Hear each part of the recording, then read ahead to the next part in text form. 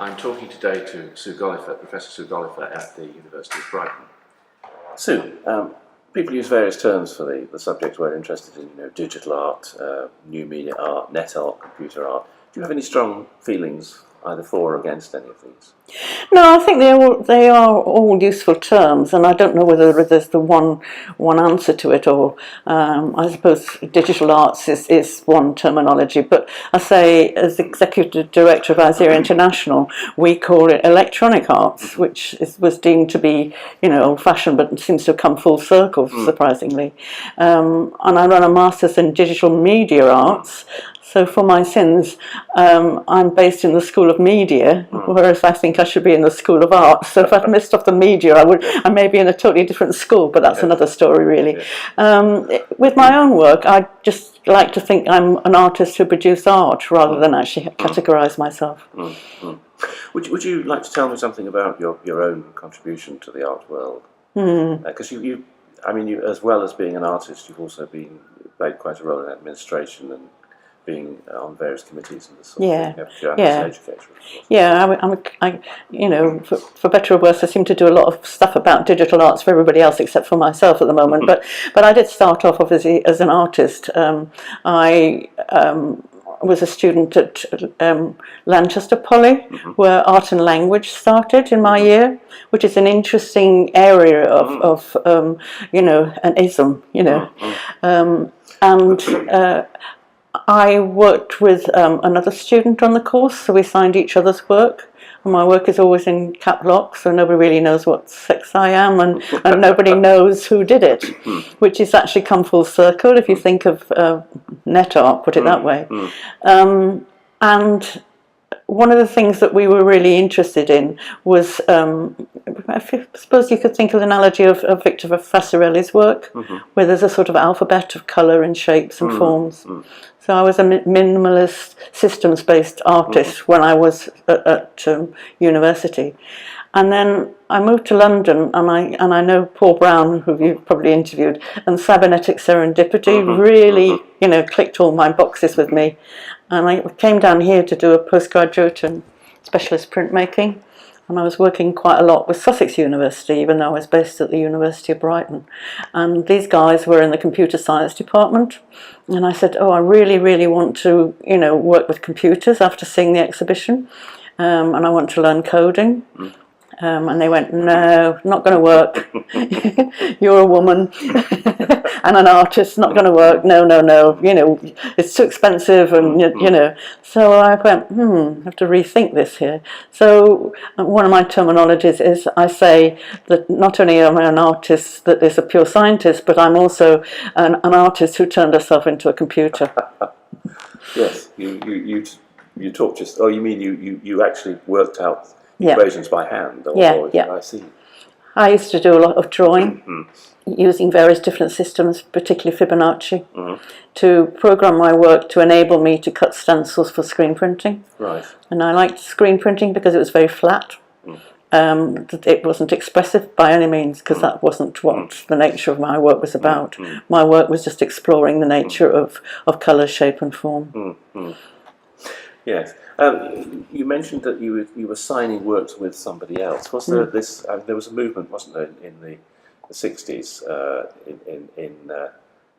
It's chronicled by Armin Medosh in his book on the I forget what it's called now. But anyway, movement for people to do anonymous art, to do art as a group. Was this consciously? Yeah, I mean, the guy that I worked with, he went off to America, and I had a contract with a gallery in Bond Street to produce screen prints. And they said, we don't think it was you that was doing all the work. And I said, thank you. And in actual fact, it's kind of weird because we exhibited both our work for the final degree show, which was the same, and he got a first and I got a 2-1. dear. And then even signing it, he was called Wetton and I was called Gollifer, but his name came before mine. There was sort of discrimination in there somehow or other. Yes. But anyway, so I then carried on, and all my work is uppercase, just signed Gollifer still now. How long did it actually take before you stopped being a lone pioneer and became a computer artist and was accepted as a computer artist by the art world or the academic world? Yeah, well, I think it was in the when Apple Macs came into, you know, Mac Classics. Do you remember the little cubey thing? Yeah. And I went, oh my God, this is what I always wanted to do. And then I've been an academic, taught for many years in lots of different universities, printmaking in many guises to different students at different levels, and I also taught on foundation full-time, which was difficult for me because I always thought of as an artist who taught rather than somebody who was an academic who made art occasionally. It was a kind of switch on. And they closed the foundation course down here, and I had to be redeployed. So I moved back into printmaking, which is my home for undergraduate, which was fine for me. But then the head of school said, oh, I didn't realise you were full-time. I don't know what to do with half your time. And then at the time, John Vince, I don't know, and Colin Bearden, kind of quite pioneers as well, early before their time. And they had started a centre called the Rediffusion Simulation Research Centre.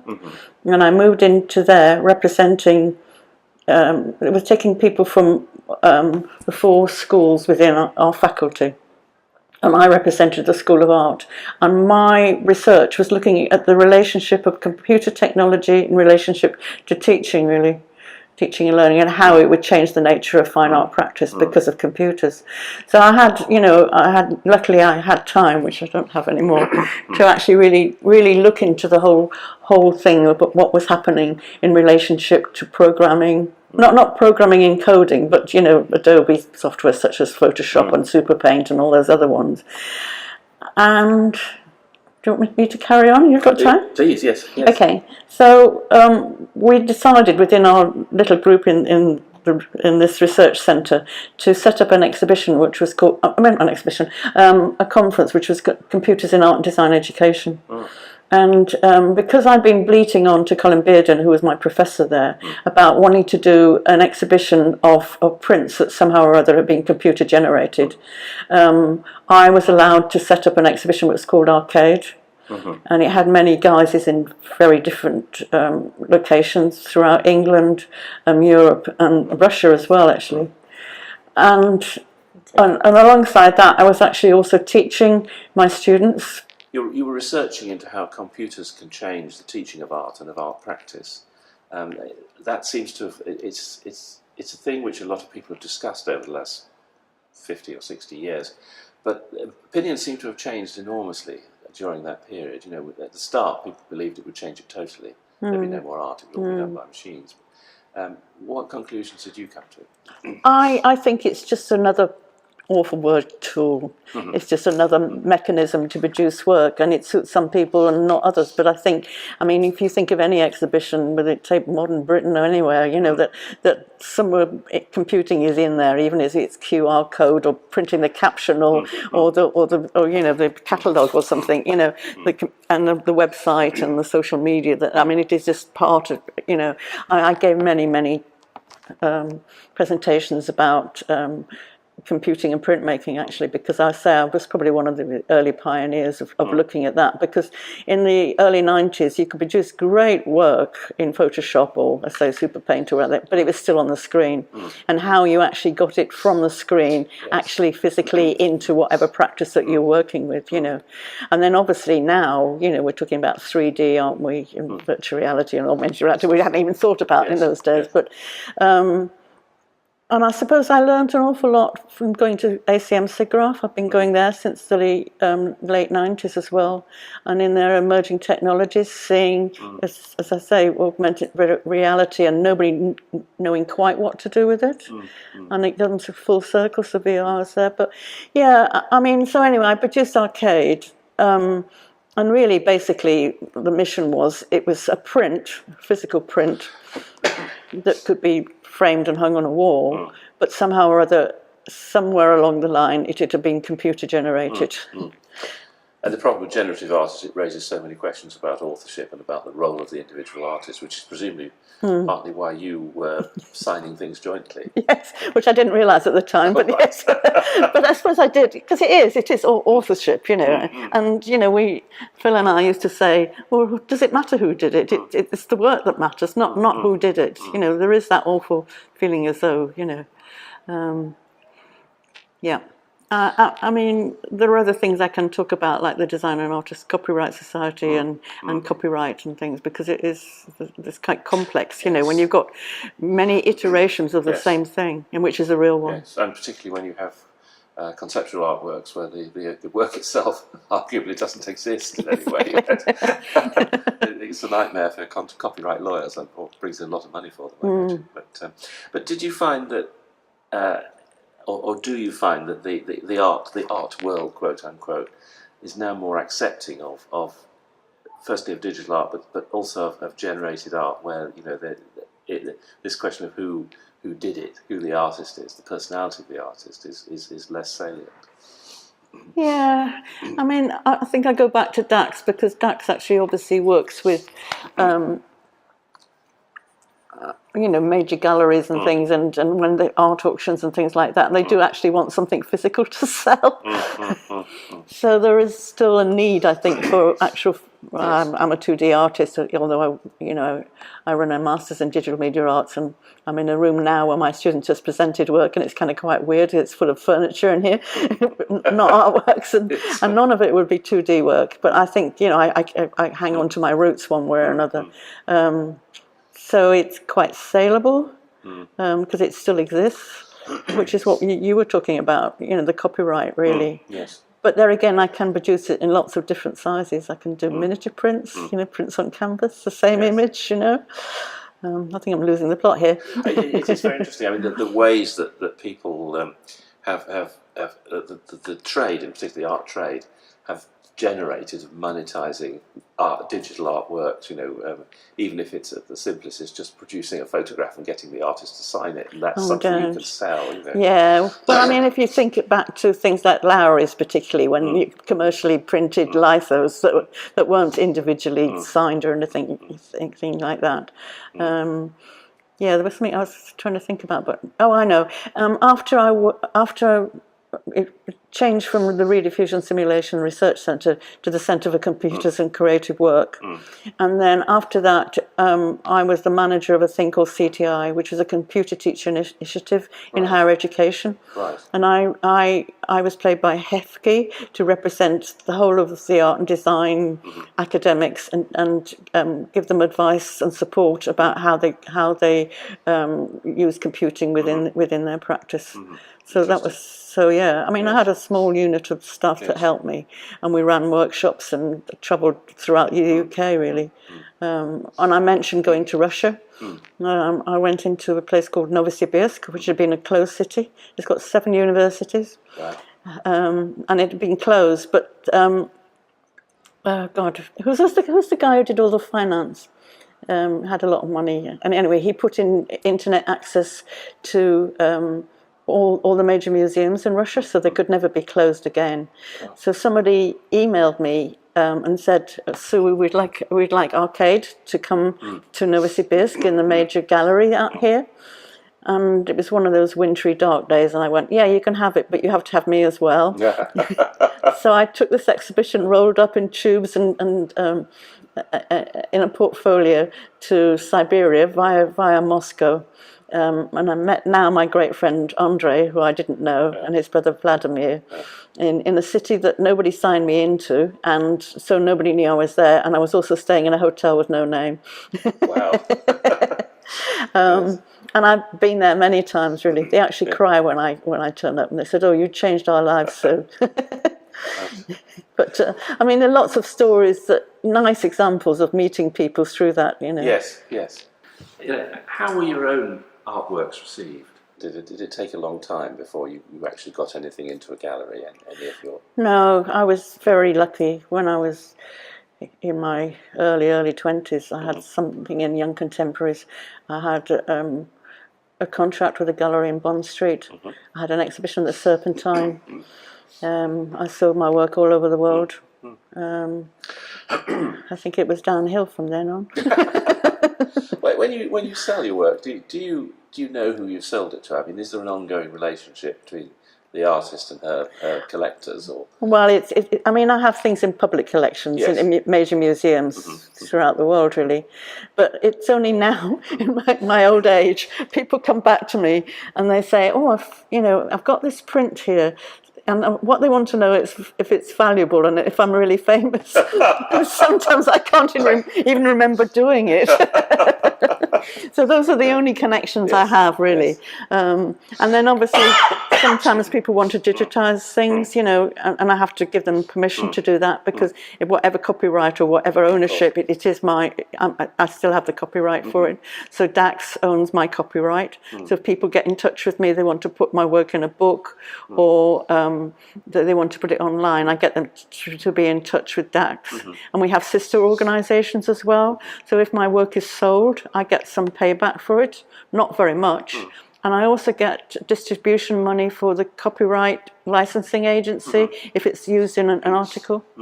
So I get bits of money because payback is called droit de suite, which means that if you bought one of my prints with 20 quid, years and years ago, it was a lot more than that then, but anyway, and then you put it in an auction and it went for over, I can't remember, it's £1,000 or maybe, which is difficult with mine because they are prints, I get those royalties back to me via Dax. That's interesting. I mean, it does look as though, I don't know if you saw, there was an exhibition at the Mayor Gallery in London of some of the very early generative artists, and they still be on, and they were now starting to sell for, £3,000 or something like that for an A4 sheet. And it does look as though that sort of price is starting to be achieved now. Well, that's why I think I'm going to retire from here and go sort my life out. But I just keep getting these agent emails saying, "So can you hand me a higher resolution of one of my screen prints?" And I really haven't got. I mean, they're just physical things, and I need to go and take photographs of them, and then it won't. I have some slides, and then there's even slides being digitised, So I have been working on quite a lot of archives through the JISC. Looking at archives of different things: London College of Fashion, Central Cinematic Teaching Collection, various things. So I don't know about archiving. There is a limit to what I can do, really, But I mean, I'm opening up all bags here. Okay, so in the exhibition for the Computer Art Society exhibition, I suppose I put one of my works in that I did in the late 60s, and it actually is there. But most of the work that, although it's 50 years of computer art and they are being computer artists, is more recent work. And can't think of the word. I suppose mine is limited edition. I will never do any more of it, and it is of that time. Do you find with displays of digital art that it's sometimes difficult to tell whether you're seeing a genuine original or some sort of reprint? Well, the actual printing of them. I mean, if you think of somebody like Roman Voroshka, who was an early pioneer, and he was a plotter, and he's a plotter art. Those are real. But some of them are reproductions of something they've done before, and I can't remember the name of one of the art. I mean, I've got some work in the V&A collection, and we went there for something or other, maybe Eva, I don't know. We went and looked at the thing, and one of the artists said, "Oh, you've got my work on the web, but it's very yellow. Can you change it to white in Photoshop?" And they went, "No, because that's the colour of the paper now, which makes it original." Yes, it was interesting. There was a Vera Molnar piece at this exhibition, and it had written on it, print job for Ms. Molnar at the top. It's clearly been printed out on some machine somewhere. In the days when computers were run by the computer department and you weren't allowed in the room, this sort of batch jobs. And so. But I mean, I will say that I can't remember how many years ago, but I did. I mean, when I had the contract with the gallery in Bond Street, I worked with Advanced Graphics, who actually, I mean, usually I print my own print. For the Advanced Graphics one, they got somebody else to print them for me. I had a contract with Christie's and I did 4 big editions for them as well, but I printed those myself because I print too many colours. Where am I going with this? Okay, so I am used to working with printers printing my work, but it's a kind of much more, it's a relationship between, you know, the people printing it and the artist. It's not press a button of a machine, you know. But I won an award which was called the Gallery of the Future, which Ernest Edmonds was involved in. It came from Loughborough University, and I worked with a master printer of an iris print, which is now called Giclée iris print. And working with him was very similar to when I was working with a screen printer, you know. The calibration, he would proof it for me, I would approve the colour, we'd work out the paper so that it was archival, the inks are all archival. And because I am a printmaker and I edition, I would be all the values that I had as a printmaker, which was decent paper, decent inks, signed, numbered, all those things I thought were really important to me. It wasn't just, you know, I mean, I could just print from here, from my phone, I could print something up there, but I haven't got any control over it. There are prints and prints, aren't there? And there's obviously a difference between what you might call an artist print and a machine print. Yeah. Yes. In terms of the, you know, the digital art world, who do you see as the sort of influencers, the gatekeepers? I mean, who decides, for instance, whether something goes on exhibition or whether something goes in a gallery? Oh, I look around, as you know, in many things. I'm just about to do SIGGRAPH Asia for Tokyo for exhibition. I'm on the Digital Arts Community board as well, and we do a lot of online exhibitions, which I select for. I select for IZEA International. Can't think of all the. I mean, I actually, you know, look at a lot of things. You know, I'm actually a PhD supervisors for survivors as well for their practice-based PhDs. Who are the gatekeepers? I think they're more organisations than people. I mean, I do curate exhibitions. I curated the William Nation Mutator 1 and 2 at Phoenix. And yeah, it's kind of quite a difficult question. It actually is a very small world. Yes, there don't seem to be very many digital art galleries, do there, as such? Well, I mean, the digital, you know, Wolfgang and... Yes. Yeah. Yes. That actually leads on to another thing I wanted to ask you about, and that is organisations. I mean, you've been connected with ICEA. You're the... Executive Director. Executive Director of ICEA. You've been connected with SIGGRAPH. You've been connected with the Digital Art Museum, DAM. That's Wolfgang's, isn't it? Yeah. Yeah. And various others, I think, as well as DAX, the Digital Arts Community, which is ACM SIGGRAPH. Right. And I'm chair, and I have a committee of the Lifetime Achievement in Digital Arts for ACM SIGGRAPH. Right. So I've awarded 3 awards. Right. And I'm just about to award one in the next couple of weeks to Monica Fleischmann, Zena, Ernest Edmonds, to name but a few. So, I mean, I have a committee. I have the way that it works is that every 2 years I have a different selection committee, and we vote on who should get the Digital Arts Award. And people suggest them to come through to me, and then we vote on them.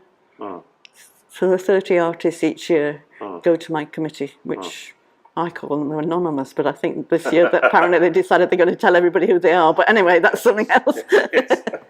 And that is interesting and fascinating, really, because I have to, each one, if you suggested somebody to me, and I have set it up on the website for my committee to look at, I have to do a sort of troll around you, find out whether you're in Wikipedia, what your main thing is, and a little bit of blurb about you. Yes. So I kind of know, and this is an historic thing, really, because a lot of people are going to die. So a lot of people are getting elderly. Well, there certainly is that. And then so somebody says, why aren't I there? I said, you're a bit too young. Could you explain to me the difference between these bodies that we've been talking about, ICEA, DAM, CAS, and so on? No, I'm on lots of different committees. I'm probably too many, and in actual fact, I've got a conference call on Monday for the New Media Caucus group on their advisory board.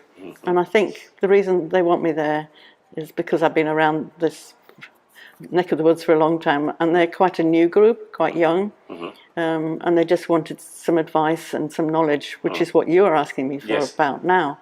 So I think in my role, which I'm paid to do, which is 0.25 of my job, is Executive Director of IZEA International. Now, IZEA International started in the late 80s, and it's had a regular symposium, and it's nomadic, and it works all over the world. And so my role is to work with the symposium hosts and the board, and to make sure that everything is in place, and that and I run a website, and I have Facebook, normal social media things, and I post things out regularly. But my major role really is to work with all these symposiums. So the symposium that we just had was in Durban, South Africa, about a month ago. And I usually work with them for about 3 or 4 years. So the next one is going to be in Gwangju in South Korea for 2019. And for 2020, it'll be Winnipeg. And we've got a big for 2021, which will be Barcelona. And now I'm about to call out for 2022. But in the meantime, I'm working with the previous symposiums, which is one was in Manizales in Colombia, which I think, and so they become part of my family. I work with them really closely. So as well as having a major symposium where people present their research papers that are all peer-reviewed, anonymous, and so they can be published as well. They're all published in the archives. We try and take over cities, so we try and make a difference in all the different locations that we go to. Okay, so you try and encourage exhibitions on related lines in the city. Yeah, and each symposium has their own theme and sub-themes as well. So the next one will be about light, which is Gwangju is called the City of Light, and they've got various sub-themes in there. And I say the one in Durban, they decided they really didn't want exhibitions in white walls, and they wanted a lot of kind of pop-up things in various different locations. So we were bussed around Durban, which was really interesting. And also we have workshops that are open for people, students, member of the public, teenagers, hackers, whatever, bringing about coding. You bring in international figures who are happy to run workshops, because that's something. So not only are we coming into cities and hopefully making a difference, we are actually also learning a lot from the different cities that we're in. So we had one in Dubai a few years ago, and I know a lot of the Americans had never understood too much about the Middle East and all the different areas in there. And when I said, "Oh, it's going to be really scary," and then they suddenly realised that it's not at all scary at all. Plenty of Americans in Dubai, in my experience. I know, but you know what I mean. Yes, people have that kind of Very blinkered narrow version. mindset, yes. And we worked in an all-women's art and design college, where they had their black headscarves and everything, but I think it was that exchange not only of knowledge and research, but also culturally as well, that we learn to respect each other's cultures, that we're not all the same, and we have different values, which I think is really important. I mean, if you want to go to our symposium and you want it like it is at home, I don't think you should join our gang. You mentioned the word gang, and you mentioned family as well. I mean, is it basically the same group of people or a similar group of people? Well, no, because we go all over the world, then I think it does change. So the people in Dubai, for example, were coming from Egypt, Iraq, and various which we've never really picked up on. And the South African, we had quite a big contingent from the South African region as well. Sudan, and I can't even name the other countries in South Africa. But so I think, what I try and do, although it's not saying it's arbitrary, but try and make sure that, the countries we've used has been Hong Kong, Vancouver, Sydney, Dubai, Albuquerque, New Mexico. These are the ones I'm just remembering off the top of my head, but they're all on the website there. So that is an interesting, the family, knowing each other, the networks, I think you'll never find an IZEA identical. No. And does it sort of create lasting networks, or Yes, does it it all does. end when you move on to the next? No, I mean, not only does it lasting networks of people working in research areas, but I think because it actually includes other universities within cities, and I think particularly of the Emirates, you know, so Dubai and Sharjah and I can't think of the other thing, but they all work together, and they are still working together. Abu Dhabi. That's the thing. So there's New York University there, there's American University, there's the University of Sharjah, and Suad University. And as colleagues, they met and they really formed great friendships, and they're working on collaborative projects, you know, so that happened. And yeah, I can't really explain it, really. You also mentioned the DAM, the Digital Art Museum. That's an online museum run by a German university, isn't it? No. Oh. No, it's run by Wolfgang's. Oh, right, okay. The Digital Arts Museum, yeah. He started it in, when did he start it? Maybe, I don't know, time goes by, but sometime in the late 90s, I think, and he started to archive pioneer work, and it's on there. But he ran out of money, and I put in for an AHRB award, which I didn't get, so we stopped doing that. But there are quite a lot of significant archives as well. We have the archives for ISEA, to do the, you know, so I did get a research award for that, and I found out where all the conference proceedings is, and everything's up there. Could do with a little bit of kind of thing. But you mentioned SIGGRAPH. Now, I've been going to SIGGRAPH for many years, and I used to work in the art gallery. And the art gallery used to have open submissions for the art gallery. And I was art gallery chair in 2004, and I had a committee, and I had 120 artists in that exhibition. Wow. Over the period of time, things change, and they decided that the art gallery would no longer be open submissions. It would actually be somebody would actually curate it and choose the artist. And I'm going to Vancouver in a few weeks' time, and I think there'll probably be 8 to 10 artists in there. From being a very big organisation. But the reason mine was big was because I had animation, I had web-based work, I had 2D work, and I had small installation. Interactive installations have become the trend, and there are not that many places that you can do it. And that's why, you know, the relationship with emerging technologies and the art gallery of SIGGRAPH are really important. But SIGGRAPH, like ISEA, correct me if I'm wrong, isn't that just one conference annually held in different places around the world? Yeah, but there are three places. Oh, okay. They've cut it down now. Right. So it's either Los Angeles, Anaheim, or Vancouver. Right, always on the American continent. Yeah, North American continent. but they do have SIGGRAPH Asia, which I was about to say. SIGGRAPH Asia has got an open core.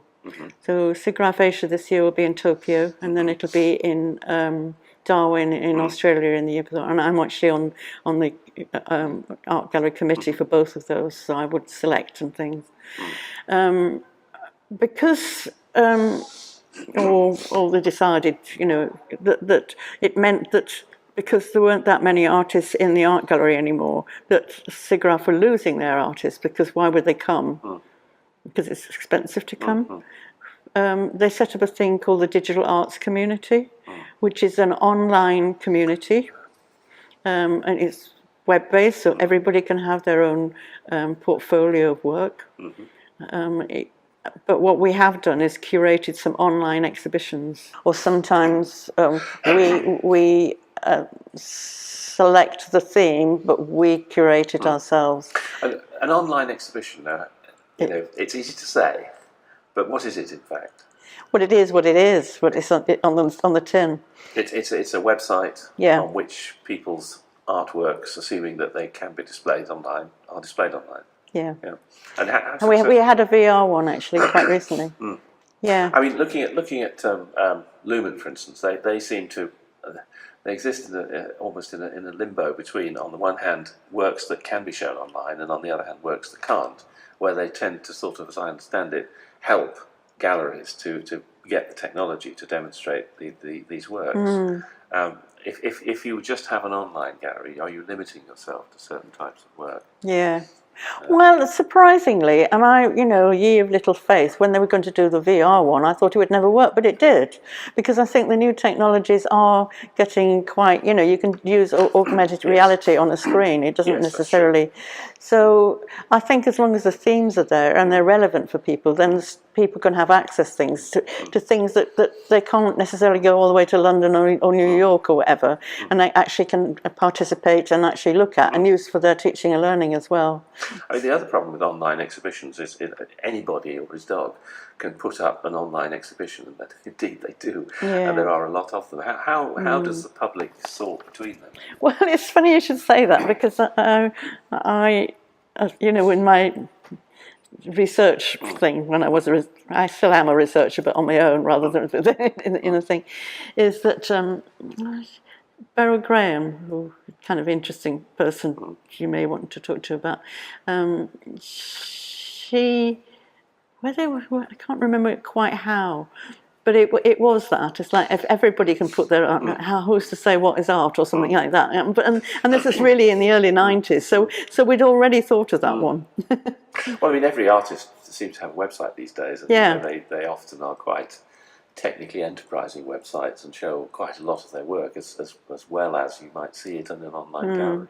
I know, and in a way I say that to my students. I say, I'm giving you this is a call for whatever, and nobody knows if you're a student or not. I mean, the things that I do find difficult as a reviewer of things, particularly installations, is whether it's achievable. Because you can write some wonderful idea about, I'm going to laser beam this to the moon and back again. I don't know. Exploding building. Yeah, exactly. Brilliant example. So and although quite often it's anonymous, it's surprising how you can find out quite easily by just doing a Google search or something. When I say that, because it has to be achievable. Yes. Because you can have all sorts of kind of highfalutin ideas. Yes. Yeah. Yes, it's a very difficult question, but it does seem to be one of the distribution is one of the more interesting ways in which digital stuff is changing art. I think. Can we come on to the CAS, who after all are Computer Arts Society. Okay. the reason behind this interview. You've been a member of the CAS and a member of its managing committee for some time, I think. How do you see the importance of the CAS? What do you see as its main contributions to? Well, I mean, I love the fact that it's been around a long time, but it was very male dominated, as we know, because it was mainly people who could work within computer science. Yes. And as I said in this interview earlier, I had to find my way into the computer world in spite of everybody, which was fine. I mean, kind of worked out in a way. So I only joined the Computer Arts Society when it had reinvigorated itself. I don't know when, sort of in the 90s or something. I don't know. It depends how you define it, I suppose. I mean, I used to like. I mean, different people are on the committee and different people are running it, and I did like going to people's talks up in London, although because it was up in London, I live in Brighton, it doesn't take me very long to go up there, and that was interesting. They seem to have less of that at the moment, and then obviously they have the EVA as well that's connected with them, and then we're doing the Computer Arts Society exhibition in Leicester, which I had some work in, and now I'm working with Nick and Sean for in fact that's in my to-do list for today.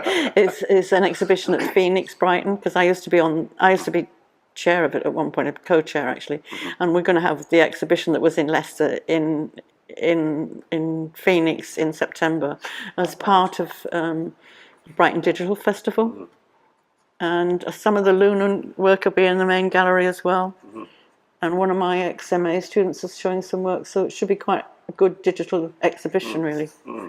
But this will be 2D work, and I was getting criticised about, why aren't you having, and I said, well, if it's early work, then it will be only 2D, and it's actually easier to work on than some complicated installation that you have to have somebody to look at.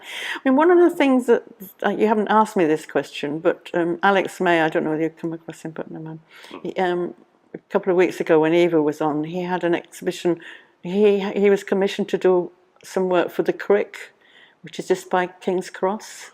Right. And it's an ongoing interactive installation in the window. I mean, I'm not going to totally describe it, but we can give some more information about that if you need. But he has to guarantee that it's going to work for 3 years. Because a lot of this work, and I know, as you know, we were talking about, selecting work. Yes. Selecting work and putting it up for SIGGRAPH or for IZEA. I mean, SIGGRAPH and IZEA are usually just a week. People come in and put it up and it flies away. There was one IZEA which was held in the Major Museum in Albuquerque, where the guy who was in charge of the gallery there wanted to do this digital book, but he wanted it on for 2 months. And he curated things in, like a Namjoon Pike and different things like that. And when I got there, I was sort of part of the selection committee, and I always do a pre-visit to wherever it's going to be, just to talk to people and just talk to, because I'm sort of the linchpin. I know how it should work, if you put it that way, and it's also useful to meet the people and to look at the places where they're going to show artwork and where they're going to show the thing. And when I got in, he said, "But Sue, they said they've never ever had their artwork last ever more than a week." It's an old joke about kinetic art displays, isn't it? It's best to go on the first day. Yeah, exactly. Yes. I mean, I found here, because I'm in this room where my students have just finished doing their exhibition Insight. And I said, you need to turn off and turn on, and you have to turn up on time, because if you went all the way up to the tape, and then they decided that it was a bit wet or you were feeling a bit sick, and they didn't open the door, because there is a commitment to this work, Exactly. The commitment is not just putting it up, not just thing, but there may be a commitment to making sure that it works for a certain amount of longevity, and all this kit goes out of date, I mean, say these people are asking me for some of these images, and for a start they're on a CD, and I haven't got any way of playing CDs, or a zip drive, USB. Even my laptop doesn't use USBs. It's a constant problem, isn't it? And yes, I mean, one of the questions I often ask people is how do you see the next 50 years? And one very good answer could be more compatible devices, so that every USB relates to every other and this sort of thing. Thank you very much, Sue. That's all right. extremely helpful and very interesting.